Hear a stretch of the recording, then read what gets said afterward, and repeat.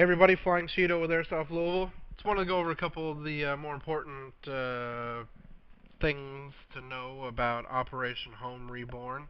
I just want to apologize up front. There's probably going to be a few things that I'm going to sound like a complete dick here while explaining. If any of you have ever put on a large-scale event, you'll understand that there's always someone who screws something up that really offsets the whole thing. Really makes you hate airsoft. But anyway, we're not going to have that happen because everyone's going to pay attention, I'm sure. So the first thing, and probably the most important thing, is going to be uniform requirements, or the lack of uniform requirements. You were all common civilians when the world went to hell. You were not Army, Special Forces, Navy SEAL, Blackwater, blah blah. You weren't an airsoft player, basically. Um, Civilian clothing, everyone. Stay away from camouflage as much as possible. If you want to dust off an old pair of woodland pants that have got holes ripped in it and termites living in the butt crack, go for that. Do not show up looking like a contractor. If you show up wearing khaki pants and a polo shirt, Jake will make out with you for like 15 minutes, and that's no one wins in that situation. But anyway, look as civilian and as crazy as you can. Put some time and effort into your costume. That's basically what it is. Put together a costume for this event. You'll have a whole lot more fun. Other people enjoy it. A couple weeks ago, Country Boy came out dressed up like I couldn't even explain what the hell he came out dressed up like, but he had a really good time. So did everyone else.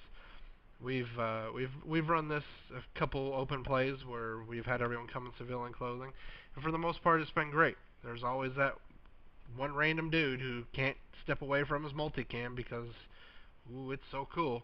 Don't wear it. Just don't come to the event. If you can't follow this rule, don't come. That's all there really is to it. Um, It'd be easy. Stay away from modern era chest rigs. I mean, the ammo restrictions are so strict that you won't be able to carry more than 2 magazines anyway. So you don't need a bunch of crap to carry around. Really, only exception to modern gear would be hydration.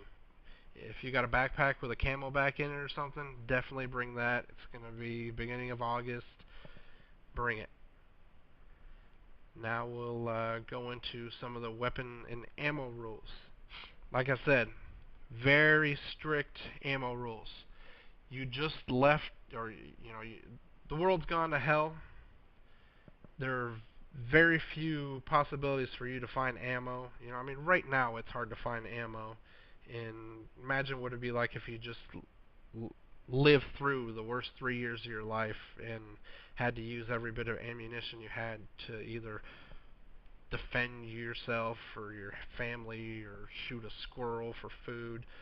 500 rounds is all you can carry when you leave your fob.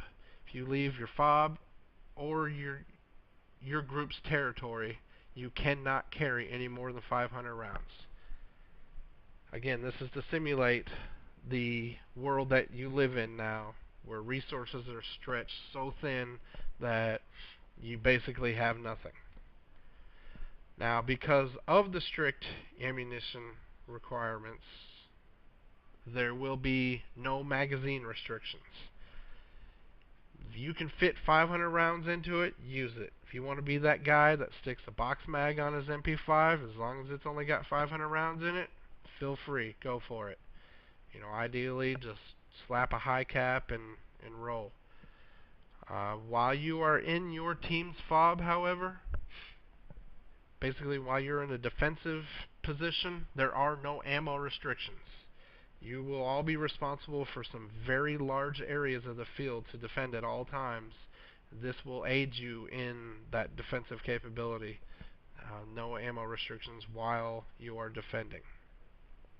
Again, to simulate the world that you're in, like I said before, you are not soldiers of any sort. You're just common citizens. Every player starts this game using semi-auto only. Each group leader will be given a limited number of full auto tags. The weapons that you would have had would have been shotguns, hunting rifles, all semi-auto stuff. The Full auto tags are actually going to be little tags that will be attached to your gun that when you have those, you can start using your gun in full auto. If you are caught using your weapon in full auto without one of these tags, you will be asked to leave. This is your only warning. Do not use your weapon in full auto unless you have a tag on it. These tags will be available by completing different objectives. There's going to be a group of people that you can get them from. You'll see. Support weapons must stay at a fob. They cannot be used offensively at all. They are defensive weapons only. Now they do count against your full auto tag count. So if if you've got a group leader, 4 guys show up that day with saws, you're gonna have to use all 4 of your full auto tags just to be able to use those weapons. It may be worth it. If you want to make sure that your fob is 100% protected all the time, 4 full auto weapons on it might be a good idea. Otherwise, you may want to save a couple of them to be used on offensive weapons as well. Now we'll go over the feet per second rules. 400 feet per second on every weapon except bolt action sniper rifles. That's bolt action only. No semi-auto sniper rifles. It must be a bolt action sniper rifle. 400 FPS using a .25 grain BB. 500 FPS using a .25 grain BB for bolt action sniper rifles. Alright, I'm sure some of you are wondering, how do I sign up for this event and how do I pick a team? Well, in order to sign up for this event, you must send via PayPal a $5 registration fee to payment@airsoftlouisville.org. Once you do that, you will be added to the available player list. Now, if every time we put on a large-scale event, we always do a $5 registration fee. It's the best way of getting an accurate number of how many people are actually going to show up to the game. It goes towards paying for props, specials, stuff like pyro, equipment that we're going to need for the event. The question that I get probably 20 times is, what if I don't have PayPal? Quit playing Airsoft, because you're going to need it eventually. So don't ask me, what if I don't have PayPal? Just go get PayPal. It's free. It takes 5 minutes to set up, and you will feel so good about yourself. And Hunk will give you a hug for doing it. As for how do you pick a team? Once you get added to the player list, you can contact a group leader via Facebook. So make sure when you send in your payment that you, in the notes, put your name on Facebook so that we can make sure that you're able to contact a group leader. There are 3 groups, and we'll have a whole page set up here soon so that you can get on there and decide which group you want to be a part of. Each one's going to have completely different objectives and requirements. There's going to be some very interesting stuff in this event.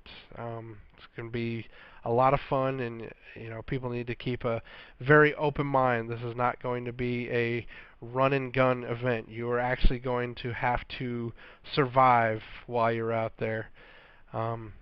Anyway, contact a group leader on Facebook. Say, hey, I want to be part of your team. They may even try and contact you to try and recruit you.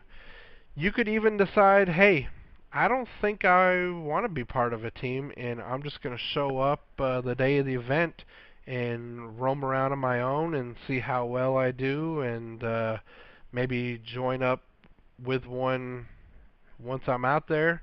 You'll probably miss out on a lot of the fun special extras if you do that, but it is always an option to you. But anyway, registration is now open, So get those registration fees sent in, get added on the list, to get on a team. We're going to have some private pages set up on Facebook for all the group leaders to start organizing with their people. Um, don't miss out on this one, guys. It is, I promise you, this will be unlike any airsoft event you've ever been to before. It is going to be a awesome mixture of airsoft, few things you may have learned in the Boy Scouts that you don't want to talk about. Carl will probably be there, so make sure you bring extra lube. Um, you know, you're going to actually have to do some things while at this event that some of you may look at and go, "Oh, I'm not doing that. These boots cost $600. I'm not going to swim through that river." Anyway, sign up. See you at the event.